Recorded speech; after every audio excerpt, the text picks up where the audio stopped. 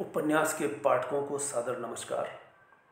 कल मैंने हिक्किम गांव हिमाचल प्रदेश के सबसे ऊंचे 15,000 फीट की ऊंचाई पर बसे गांव के बारे में पढ़ा तो मुझे यह एक अपने अपने अजनबी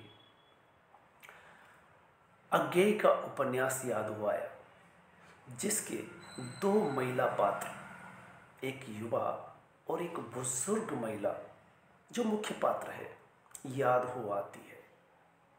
ये दोनों किस तरह से बर्फ गिर जाने से घर के अंदर बंद होकर के रहती है।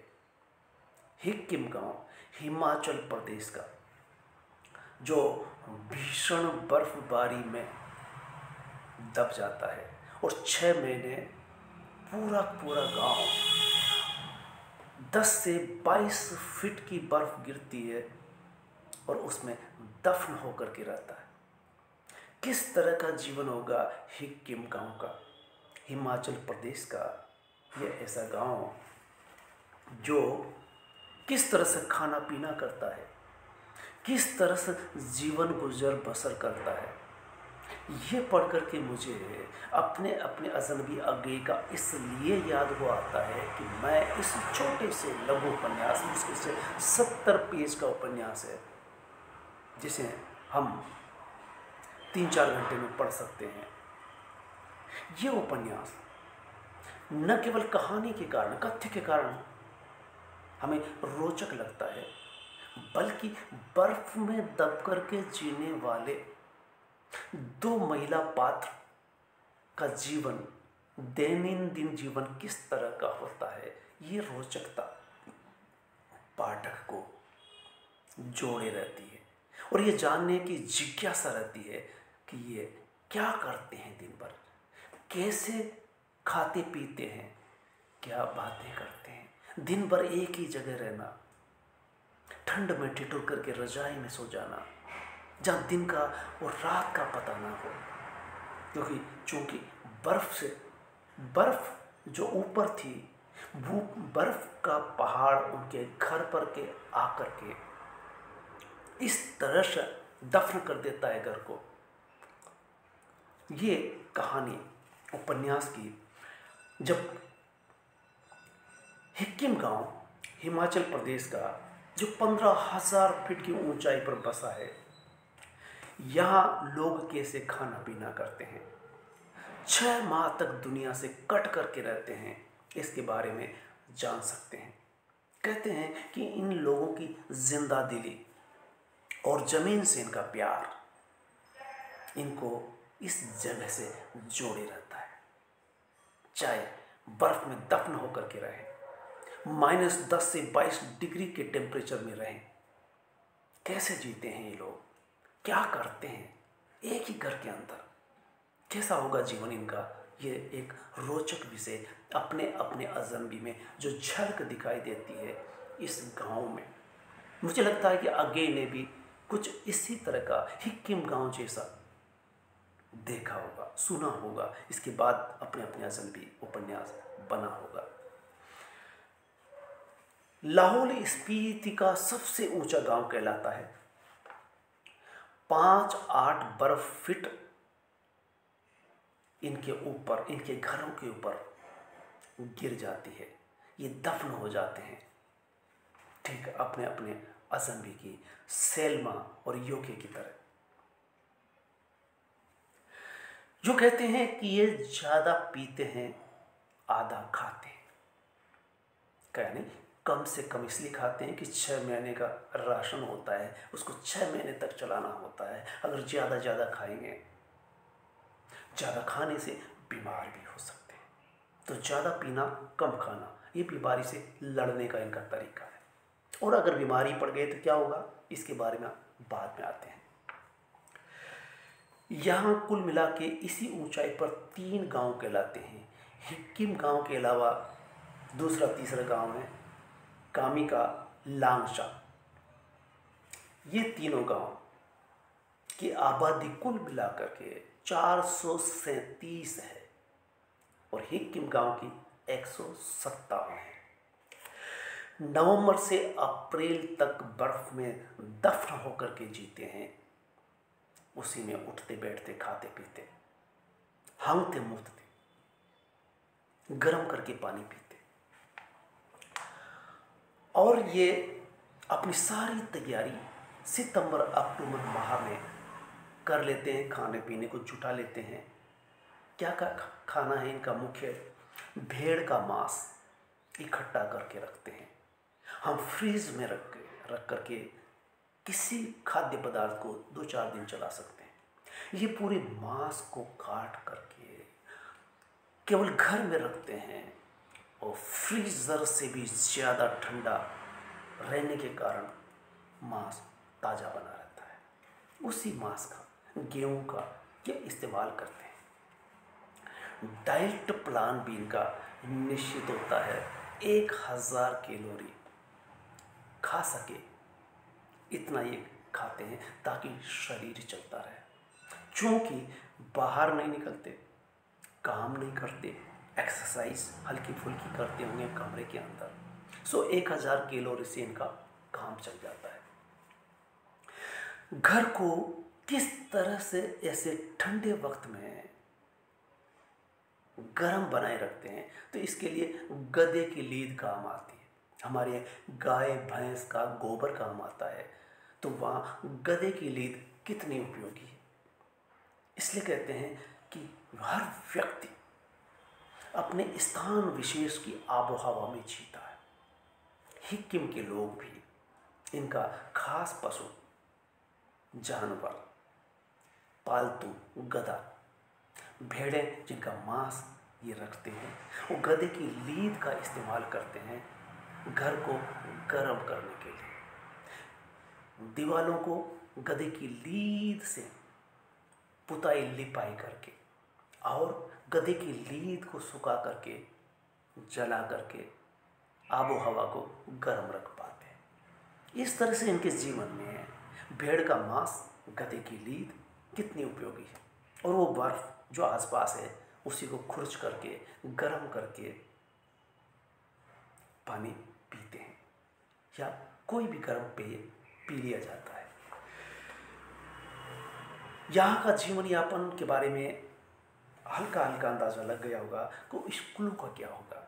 ये कहते हैं कि आसपास के स्कूलों में कुछ समय के लिए स्कूल बंद होते हैं, पर कहा जाता है कि इसके बावजूद स्कूल बंद नहीं होते। ये थोड़ा असमंजस की बात है, समझ में ना आने वाली बात है कि जब हर व्यक्ति घर में दफन होकर के रह रहा है, तब स्कूल के बच्चे सामूहिक रूप से स्कूल में किस तरह से जाएंगे या स्कूल किस तरह से चलता होगा, ये ज़्यादा रिपोर्ट नहीं है, लेकिन ये जानने का विषय है। रिपोर्ट ये कहती है कि स्कूल खुले रहते हैं, कैसे रहते होंगे, कैसे पढ़ाते होंगे, कैसे बच्चे स्कूल तक जाते होंगे, जब सारे घर वाले लोग घर के अंदर बंद होकर के रहने पर मजबूर होते हैं।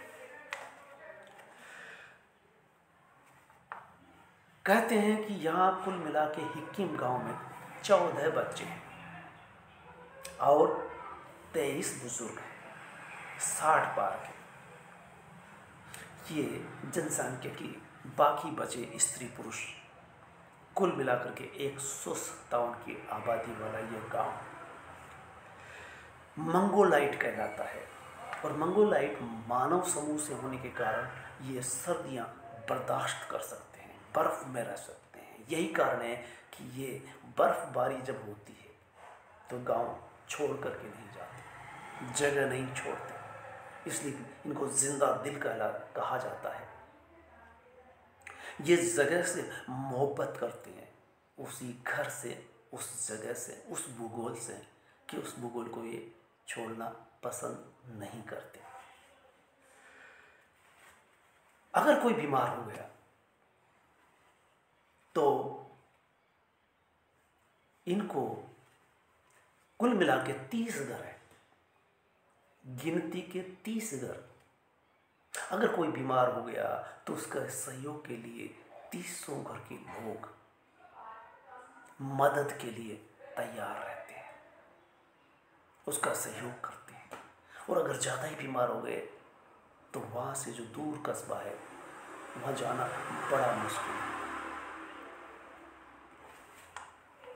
इस तरह से ये गांव अपने अपने अजनबी जिस भी पाठक ने पढ़ा होगा उसको ये सुन करके ये दैनिक भास्कर में छपी 26 दिसंबर की एक रिपोर्ट है कि ऐसे गांव जो बर्फीले माहौल में बर्फ गिर जाती है वहाँ का जीवन किस तरह से सांस लेता है या जीवन में किस तरह से हलचल होती है, कैसे गुजारते हैं जीवन। हम मैदान में रहने वाले या पहाड़ पर रहने वाले आम जीवन जीते हैं, लेकिन ये कठिन जटिल और कितना मुश्किल भरा जीवन जहाँ पर घर के अंदर बंद होकर के रहना, चारों तरफ बर्फ का होना, इसका हीरानंद वासेन आगे अपने अपने अजनबी में बड़े विस्तार से वर्णन करते हैं। योके और सेल्मा, एक बुजुर्ग महिला जो इसलिए वहां ठहर जाती है कि बाकी लोग नीचे मैदान में उतर जाते हैं पेड़ बकरियां चराने के लिए। वो इसलिए रह जाती है कि उसे इस बात की उम्मीद है कि वो इस मौसम में अंतिम सांस लेगी और जब मरेगी तो कोई उसके आसपास नहीं होना चाहिए। लेकिन विडंबना देखिए कि हमारे हाथ में कुछ नहीं होता, हमारे सोचने से भी कुछ नहीं होता। हम सोचते कुछ, होता कुछ। वही इस बुढ़िया के साथ घटित होता है। योके जो यूरोप से चल कर के आई है, घूमने के लिए आई है, एक रात के लिए उसकी यहाँ शरण लेती है और वो दे देती है। लेकिन उसी रात बर्फ के पहाड़ ढह जाते हैं और उनका घर बर्फ में दफन हो जाता है। अब दोनों महिला उसी बर्फ के घर के अंदर रहती है। उसने कुछ राशन जुटा रखा था, उस राशन से वो गुजारा तो कर लेते हैं। लेकिन सेल्मा ने सोचा था कि मैं इसी सीजन में अंतिम सांस लूंगी तो मेरे को कोई देखने वाला ना हो। लेकिन संयोग ऐसा गठित होता है कि एक पर्यटन करती हुई महिला रात्रि भर के लिए ठहरती है और कई दिनों तक, जब तक कि बर्फ पिघल नहीं जाती और घर बर्फ से मुक्त नहीं हो जाता, तब तक उसके साथ रहना है। दोनों में बातचीत होती है, दर्शन पर होती है, जीवन पर होती है।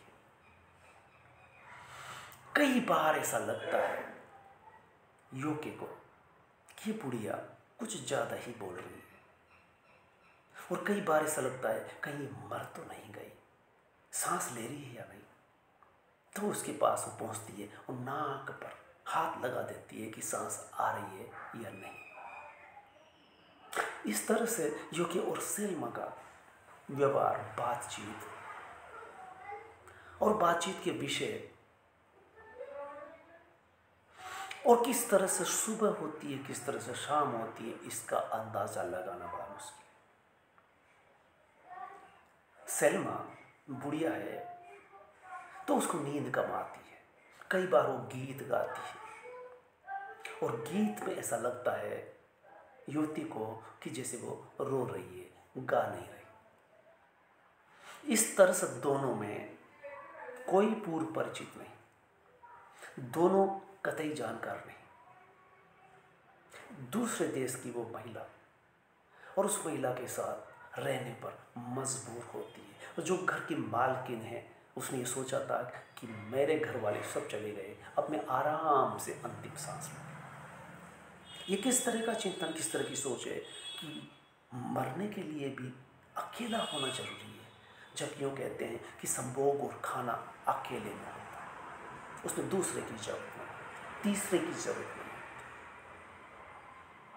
लेकिन मरने के लिए भी कब मर जाए और मरने के बाद क्या होगा, ये सारे के सारे चिंतन भारतीय दर्शन में आता है। कर्म सिद्धांत बोलता है, जन्म मरण का सिद्धांत होता है, पूर्व जन्मों की बात होती है कि मौत भी निश्चित है, लेकिन कहा जाता है कि मौत कब आएगी किसी को पता नहीं, कोई अंदाजा नहीं लगा सकता। इसके बावजूद जो 80-90 के पार हो जाते हैं वो लगभग अंदाजा सा लगा लेते हैं। अक्सर लोग कहते हैं कि उन्होंने कह दिया था कि बेटा आज कहीं मत जाना, यहीं रहना, दुकान मत खोलना, और पता चलता है कि पिताजी या दादाजी गुजर गए। मैंने भी अपने दादाजी यानी दास जी को 4-5 दिन बेड पर देखा और अपने ही सामने अंतिम सांसें लेते हुए अपनी आंखों से देखा, महसूस किया। जब उनकी अंतिम सांस ले रहे थे और अंतिम सांस आ रही थी, जा रही थी, चली गई थी, तब उनकी आंखें, मुंह खुला रहना, आंखों का एकदम बंद होना, आंखें जैसे बिछ रही हो, इस तरह का एहसास दादाजी के साथ होता है। और मैं देखता हूँ, वो अनुभूत करता हूँ, मैं उनके हाथ की नाड़ी पकड़ता हूँ। तो इस तरह से कहने का मतलब ये है कि सेल्मा ये चाहती है कि जो वो मरे तो कोई ना देखे। तो मैं ये कह सकता हूँ कि दादाजी जब गुजर रहे थे उनको क्या फ़र्क पड़ता है, लेकिन हर कोई बुजुर्ग ये सोचता है कि जब मैं मरूँ तो कोई मेरे आसपास रहे, मेरे घर वाले आसपास रहे, अंतिम समय में वो मेरे से बातचीत कर ले। और यही था कि दादाजी ने मुझे सप्ताह भर पहले बुला लिया था। 2-3 कॉल आ रहे थे और ये कॉल ये आ रहा था कि सभी मिल गए हैं, अब तेरे से मिलने की उनकी इच्छा है। और वही हुआ कि मैं जब तक नहीं पहुंच गया वो नहीं गए। तो इस तरह से कह सकते हैं कि शायद पका हुआ फल कब गिरेगा वो अंदाजा लगा लेता है, लेकिन बिना पका कब का जाएगा इसकी कोई गारंटी नहीं। बचपन में गुजर जाए, शैशवा में गुजर जाए, युवा अवस्था में गुजर जाए, अधेड़ होकर के गुजर जाए, दिन में गुजर जाए, रात में, बरसात में या सर्दी में, कुछ भी नहीं कहा जा सकता। कहते हैं कि जो सांस निकलती है, सांस जो बाहर जाती है, वो अंदर आएगी या नहीं, इस बात की गारंटी कोई नहीं ले सकता। कोई नहीं बता सकता कि कल सुबह होगी या नहीं। जब रात को सोते हैं तो सुबह जागेंगे कि नहीं। तो ये बात दरअसल योकी और सेल्मा के तहत कि सेल्मा अकेले मरना चाहती है, लेकिन उसके साथ उल्टा होता है। बर्फ के घर में बर्फ उनके घर को बर्फ में तब्दील कर देती है। और हिक्मत उनको पहले से ही पता है कि बर्फ गिरेगी और वो पहले से तैयारी करके रहते हैं। लेकिन अपने अपने ज़िंदगी में ऐसा नहीं था पता कि कौन साथ रहेगा। सामान्य तैयारी थी, लेकिन संयोग से इतना राशन था कि वो 2-3 महीने तक चल सकता है, और ऐसा ही होता है। तो ये था हिक्किम गांव का जीवन। आपको कैसा लगा? इसको सुनकर के आपको अगर लगता है कि अपने अपने अजनबी पढ़ना ज़रूरी हो गया है, अब इस तरह का एक बेहतरीन उपन्यास है कि बर्फ़ या ठंडे स्थानों पर लोग कैसे रहते हैं या बर्फ़ में दफन होकर के लोग कैसे रहते हैं, ये देख सकते हैं।